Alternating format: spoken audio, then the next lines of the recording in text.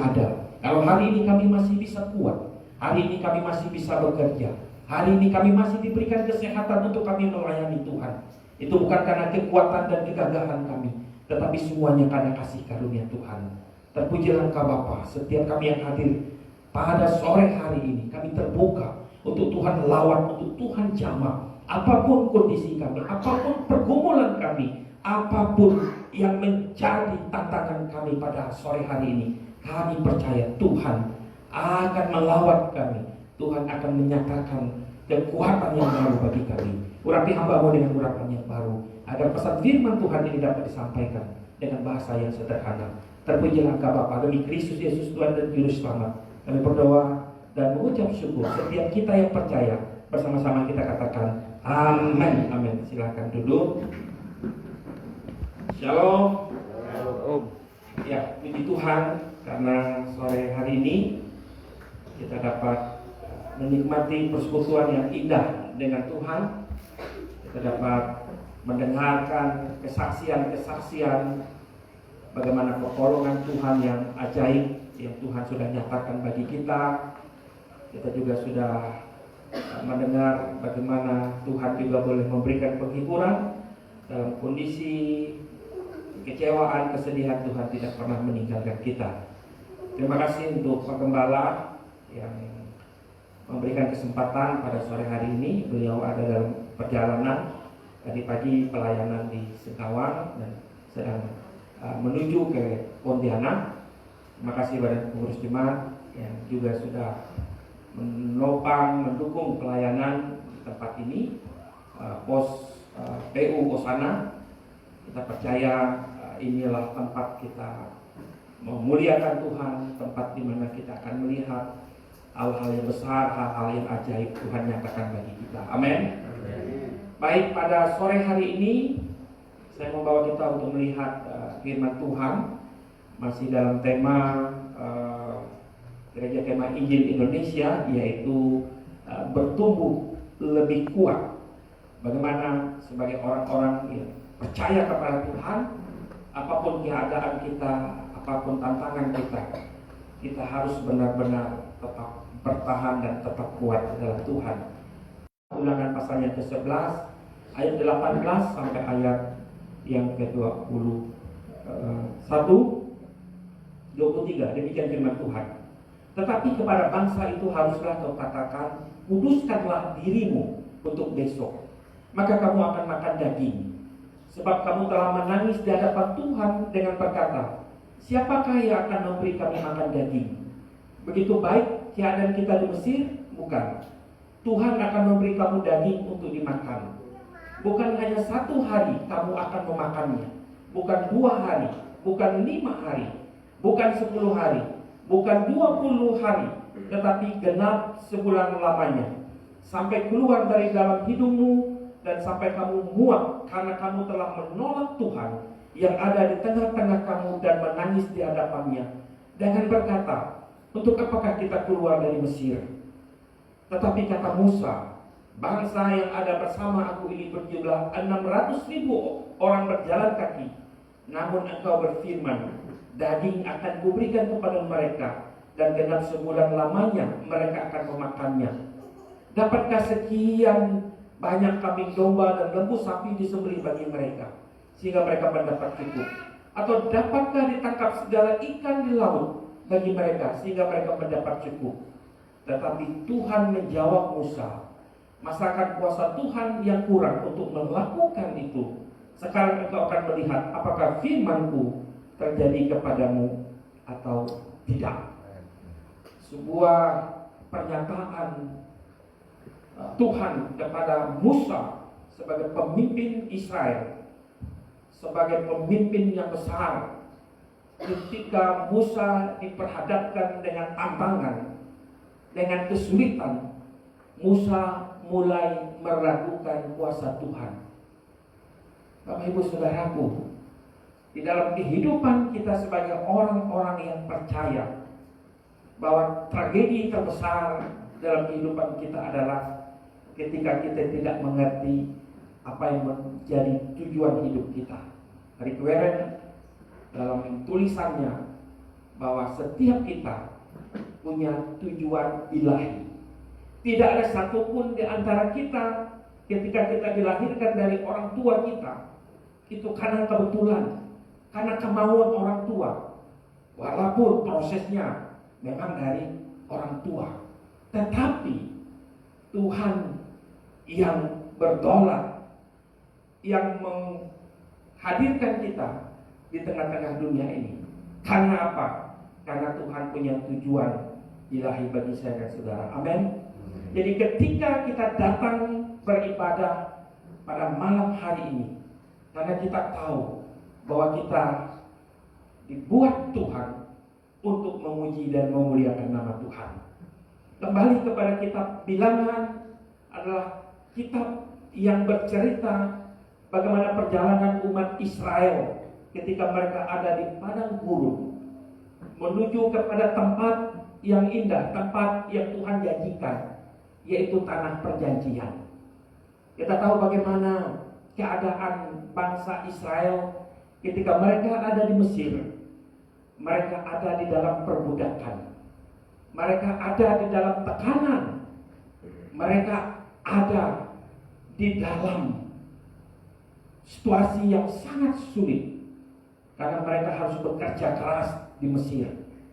Mereka harus meninggalkan keluarga, bahkan mereka tidak boleh beribadah kepada Allah mereka, untuk mereka bekerja bagi bangsa Mesir.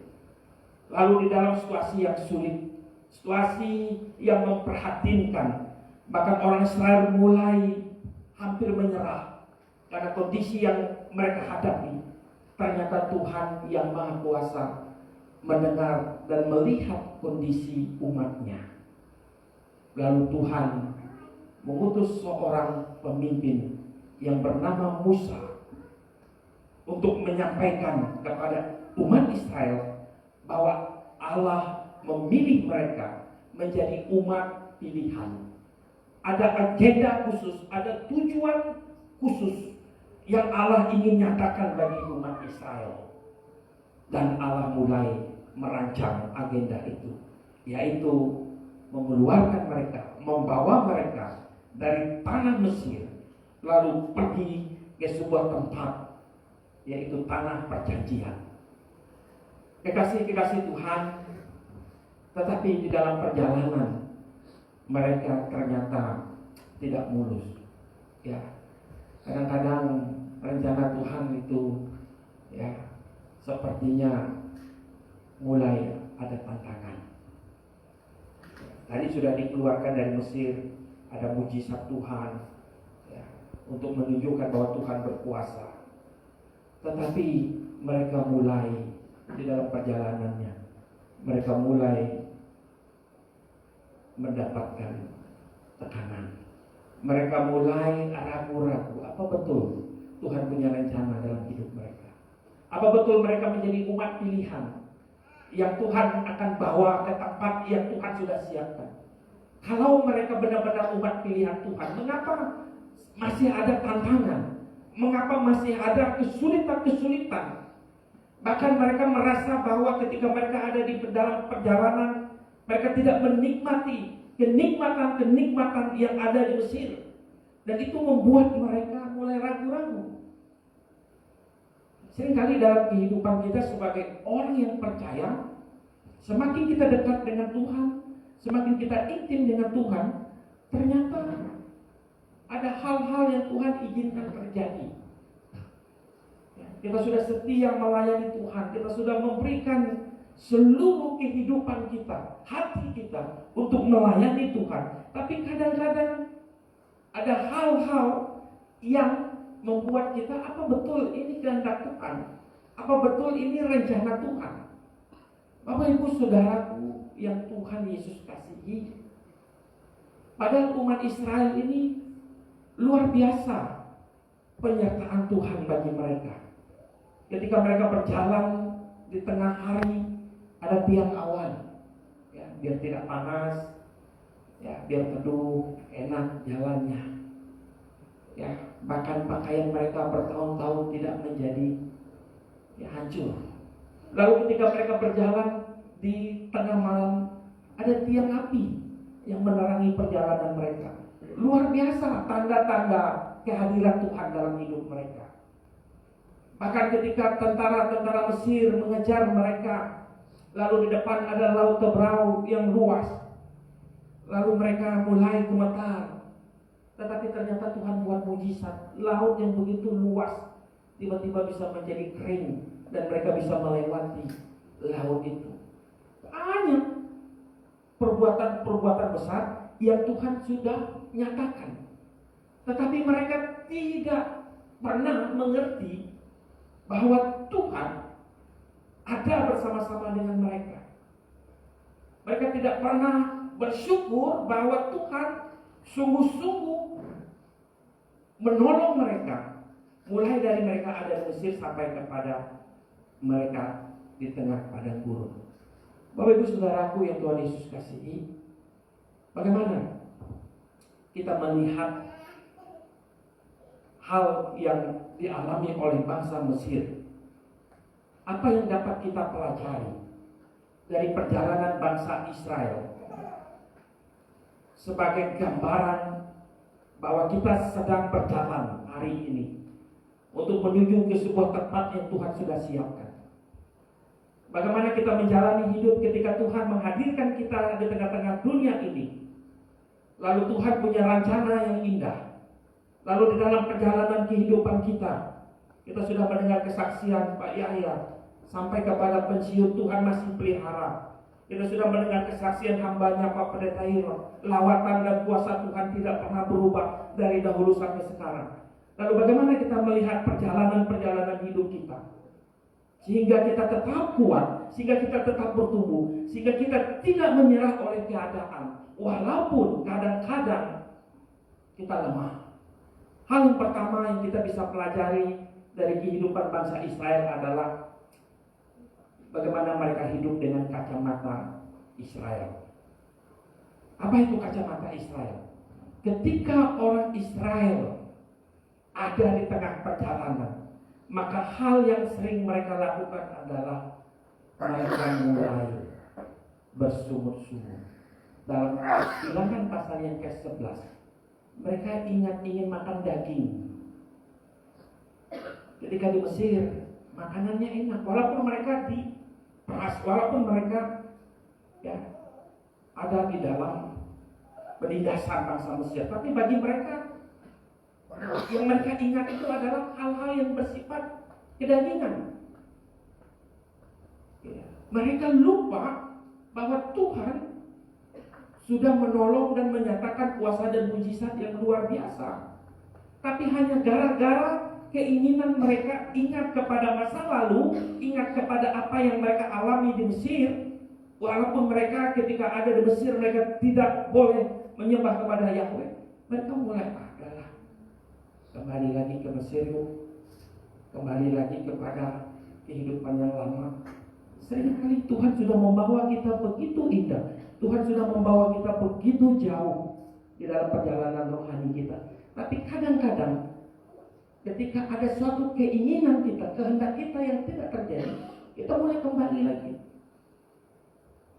Sebagai anak muda, tantangan itu luar biasa. Jadi orang Israel mereka tidak pernah bersyukur kepada Tuhan. Mereka tidak pernah melihat kebaikan Tuhan. Ini kacamata Israel. Mereka lupa kalau Tuhan pernah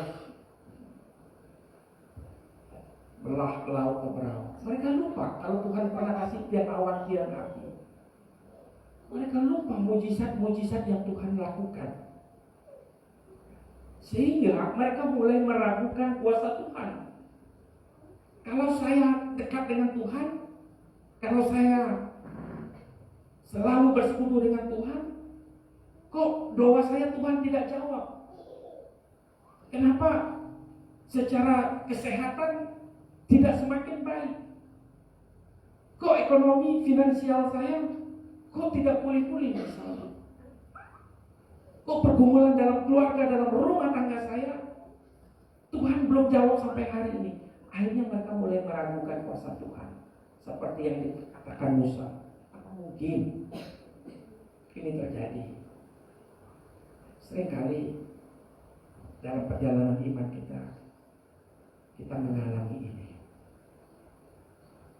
Apa betul Tuhan itu hadir? Apa betul Tuhan itu berkuasa? Kalau Tuhan berkuasa, kok Tuhan tidak lindungi saya? Ya. Perjalanan pengalaman saya sebagai hamba Tuhan tidak semuanya indah, tidak semuanya elok. Ada hal-hal kadang-kadang di luar dari apa yang saya impikan, yang saya pikirkan. Ya, Bapak Ibu, saya pernah sampaikan kesaksian 2013 sudah lama sekali dalam pulang pelayanan dari tim STT di Tanah Pino.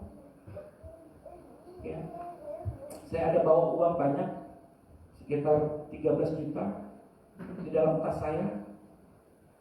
Tiba-tiba saya datang ke rumah ini paginya naik bis. Ketika saya mau buka, tas saya terkunci. Lalu saya suruh istri ambil alat bengkel, ambil ambil pisau untuk buka. Ternyata tidak bisa dibuka. Akhirnya saya bawa ke bengkel motor. Ketika dibuka ternyata uang yang 13-14 juta itu berubah jadi kertas koran. Saya pikir Tuhan itu tidak berkuasa. Karena Tuhan punya kuasa, kok ketika orang jahat, kok dia tidak lindungi saya? Saya sudah melayani Tuhan. Saya tidak menceritakan kejelekan Tuhan. Saya menceritakan kebaikan Tuhan, mujizat Tuhan. Bagaimana Tuhan menolong, mengangkat, melawan saya. Tapi kenapa? Ketika saya butuh pertolongan Tuhan, Tuhan seakan-akan berdiam. Saya mulai meragukan kuasa Tuhan. Apa betul saya dipanggil menjadi hamba Tuhan? Atau itu hanya kehendak manusiawi saya? Seringkali dalam hidup kita seperti itu. Ya, kita sudah setia dengan Tuhan. Tapi kadang-kadang ada pengalaman-pengalaman yang mengecewakan Tuhan, izinkan terjadi. Udahlah. Kita mulai mundur. Kita mulai lari. Dan yang paling tragedi lagi adalah dalam kacamata Israel mulai menyalahkan Tuhan. Ya, seringkali kita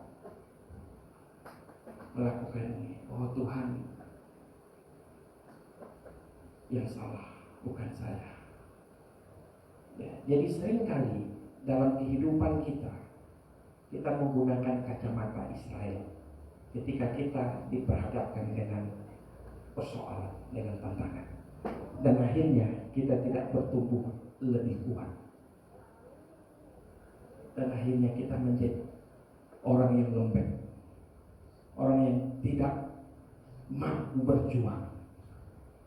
Karena kalau berbicara tentang bertumbuh, kita lihat analogi burung Raja Wali.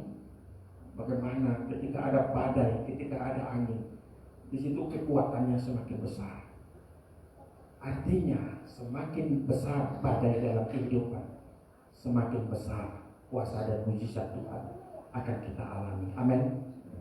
Lalu hal yang kedua, bagaimana kita melihat perjalanan hidup kita, yaitu kita hidup dengan kacamata Tuhan. Ya, ayat yang ke-23 jelas. Ya, bagaimana firman Tuhan katakan, masakan kuasa Tuhan kurang untuk melakukan itu? Musa mulai meragukan Tuhan mau kasih makan berapa ribu orang ini, berapa banyak ikan yang di laut yang ditangkap. Ya, hanya kan kasih makan beribuan orang.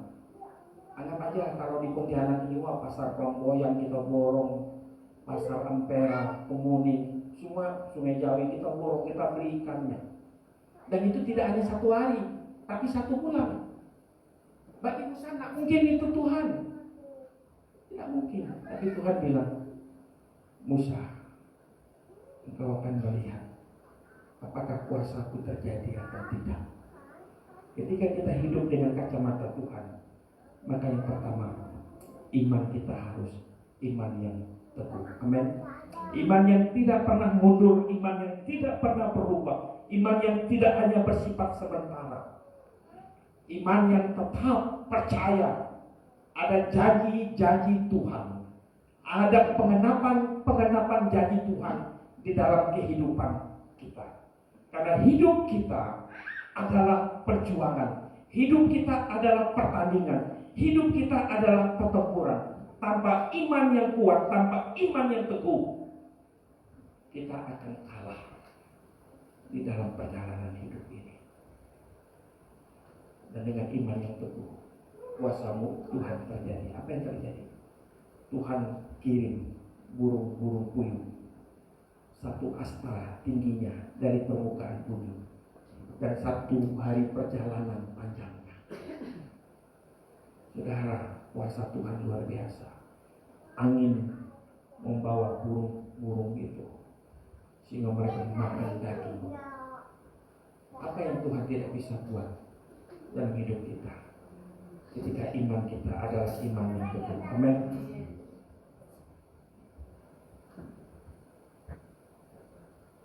Tidak ada yang tidak mungkin bagi Tuhan. Kalau manusia, dia menciptakan mimbar ini karena terbuat dari bahan kayu. Dari yang ada sudah menjadi ada. Tetapi Tuhan menciptakan dari yang tidak ada menjadi ada. Amin. Kalau Tuhan sanggup menciptakan dari yang tidak ada menjadi yang ada, persoalan apa yang ada dalam hidup kita hari ini yang tidak mungkin Tuhan lakukan, yang tidak mungkin Tuhan bisa lakukan? Mungkin masalah ekonomi, masalah keluarga. Mungkin kita katakan dalam rumah tangga saya berat, Tuhan sanggup ubah itu. Mungkin kita katakan dalam pekerjaan saya ada tekanan-tekanan yang berat, Tuhan sanggup lepaskan itu dan membawa kita kepada kemenangan demi kemenangan dalam hidup ini. Lalu hal yang kedua adalah kita tidak meragukan kuasa Tuhan. Kalau kacamata Israel dia ragu, apa betul? Tapi bagi kita adalah kita tidak meragukan kuasa Tuhan. Kuasa yang sangat powerful. Kuasa yang mampu mengubah dari yang tidak ada menjadi ada. Kuasa yang mampu mengubah kehidupan masa lalu orang yang buruk menjadi indah di dalam Tuhan. Kuasa Tuhan yang mampu mengangkat kita dalam kondisi apapun. Dan yang ketiga, dalam kacamata Tuhan adalah kita taat kepada firman Tuhan. Taat selalu menghasilkan mujizat Tuhan.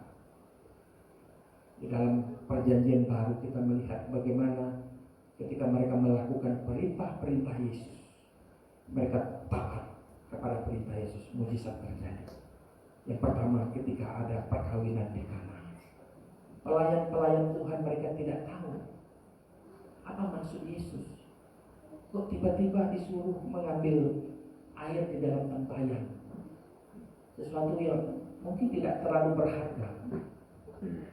Tapi ketika mereka melakukannya, ketika Maria katakan lakukan apa yang dia katakan, air berubah menjadi anggur. Ketika Petrus kembali kepada pekerjaan yang lama, dan dalam satu harian dia menangkap ikan tetapi tidak mendapatkan, lalu Yesus katakan, Petrus, tebarkan jala.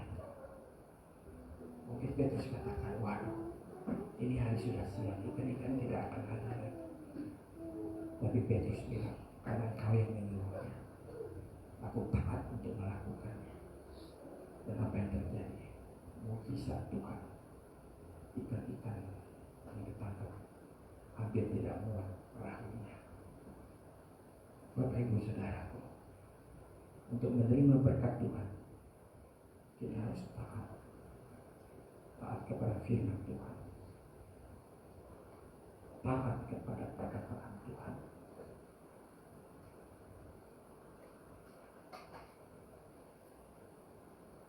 Lalu bagaimana makna yang harus kita hadapi. Yang pertama, kalau kita tidak menggunakan kacamata Tuhan, banyak hal yang mengecewakan dalam hidup ini. Banyak hal yang mengecewakan dalam hidup ini. Kalau kita tidak menggunakan dari kacamata Tuhan,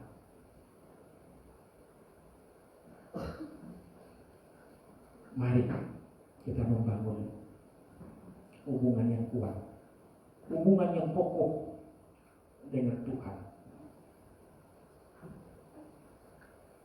Ketika kita melihat kebaikan Tuhan, kita syukuri. Tidak ada kuasa Tuhan yang tersembunyi, ya, seperti kesaksian hambanya tadi. Saya mengimani itu. Tidak ada yang Tuhan tidak mampu lakukan ketika kita hidup dengan kacamata iman kepada Tuhan. Ketika kita sungguh-sungguh membangun hubungan dengan Tuhan. Dan mari kita melihat dari kacamata iman untuk setiap persoalan-persoalan yang terjadi. Tidak ada kegagalan tanpa kedaulatan Tuhan, dan tidak ada keberhasilan juga tanpa kedaulatan Tuhan. Tuhan hadir dalam seluruh aspek kehidupan kita, karena Dia yang menciptakan saya dan saudara. Dia tahu. Sehingga mari kita melihat segala sesuatu dengan kacamata Tuhan.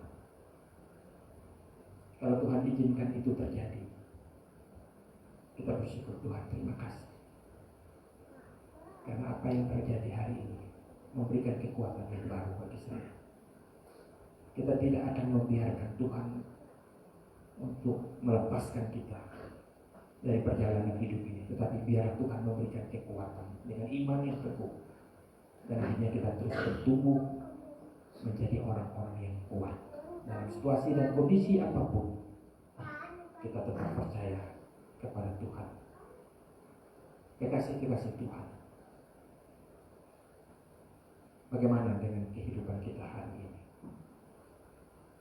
Apakah kita hidup dengan kacamata Israel? Kecewa, menyalahkan Tuhan, menyalahkan sesama kita, menyalahkan orang-orang yang ada di sekitar kita. Atau kita hidup dengan kacamata iman, bahwa bagi Tuhan tidak ada yang tidak mungkin. Dia sanggup mengubah dari yang tidak ada menjadi ada. Dia sanggup melakukan perkara-perkara yang mungkin tidak mampu kita selesaikan, tetapi di dalam kuasa dan mujizat Tuhan, kita akan melihat hal itu terjadi dan digenapi di dalam kehidupan kita. Saya mengajak kita untuk berdiri. Silakan pemain musik dan MC. Kita naikkan pujian. Bagi Tuhan tidak ada yang mustahil, sebagai respon kita kepada Tuhan, bahwa kalau hari ini kita masih hidup, itu sebuah anugerah Tuhan. Dengan sikap doa kita kepada Tuhan, mari kita terbuka dengan Tuhan untuk berkata, Tuhan, ini hidupku, ini kondisi dan keadaanku hari ini. Kalau selama ini aku sering menggunakan kacamata Israel, kalau selama ini aku sering meragukan kuasa Tuhan, kalau selama ini aku sering bersungut-sungut, tidak pernah bersyukur atas kebaikan Tuhan, hari ini aku berdatang dan berkata, Tuhan, pulihkan saya. Saya mau hidup dengan kacamata Tuhan, melihat dari perspektif Tuhan, bahwa bagi Tuhan tidak ada yang tidak mungkin. Tuhan sanggup melakukan dari tidak ada menjadi ada, dan Tuhan sanggup mengangkat sesuatu, apapun beban pergumulan yang sedang saya hadapi. Mari kita mainkan pujian ini bersama-sama.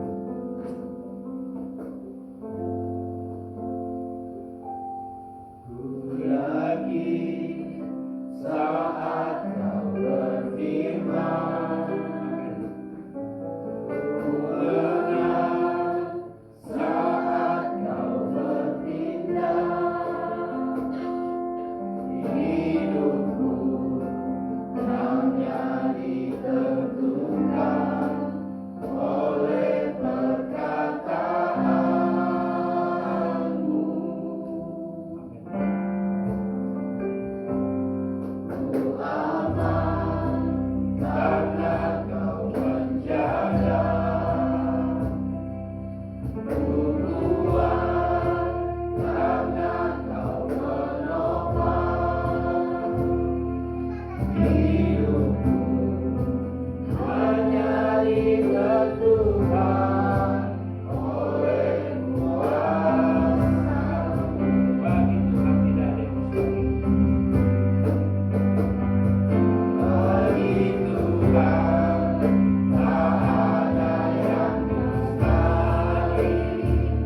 bagi Tuhan tak ada yang tak mungkin. Mujizatnya disediakan bagiku, ku diangkat dan dipulihkannya. Bagi Tuhan tidak ada yang mustahil. Tak ada yang mustahil bagi Tuhan, tak ada yang tak mungkin. Mujizatnya disediakan bagiku, ku diangkat dan dipulihkannya. Bapa di sorga, kami bersyukur karena kami punya Allah yang luar biasa, Allah yang ajaib, Allah yang menciptakan kami, Allah yang berdaulat dan berkuasa atas hidup kami. Kalau malam hari ini kami masih tetap kuat berdiri di hadirat Tuhan bersama-sama dan memuji dan menyembah Tuhan, bukan karena kekuatan dan kegagalan kami, tetapi kalau malam ini kami ada dalam hadirat Tuhan karena Tuhan punya maksud, punya tujuan yang indah dalam hidup kami, untuk kami terus mempermuliakan Tuhan, untuk kami tetap percaya dan punya iman yang kuat, iman yang kokoh, iman yang tidak pernah goyah oleh keadaan apapun yang sedang kami hadapi. Kami percaya dengan kacamata iman kami kepada Tuhan, kami tidak akan lemah, kami tidak akan goyah, tetapi kami terus naik, kami terus kuat bersama-sama dengan Tuhan, menghadapi badai, menghadapi persoalan, dan kami akan melihat kuasa dan mujizat Tuhan terjadi dalam setiap aspek kehidupan kami. Terima kasih Bapa di surga, siapapun kami yang hadir pada malam hari ini, biarlah urapan kuasa Tuhan menjamah kami, sehingga ketika kami pulang dari tempat ini tidak sama waktu kami datang, tetapi kami pulang dengan pemulihan, dengan kuasa Tuhan yang akan melawat kami, yang akan menjamah kami. Apapun beban kami, apapun persoalan kami taruh itu di dalam tangan Tuhan, kami taruh dengan iman yang kokoh, sehingga kami percaya bahwa bagi Tuhan tidak ada yang mustahil. Terima kasih Bapak, terpujilah nama-Mu. Setiap kita yang diberkati dan percaya kepada Tuhan, bersama-sama kita katakan amin. Beri kemuliaan bagi nama Tuhan. Silakan Bapak Ren. Silakan duduk.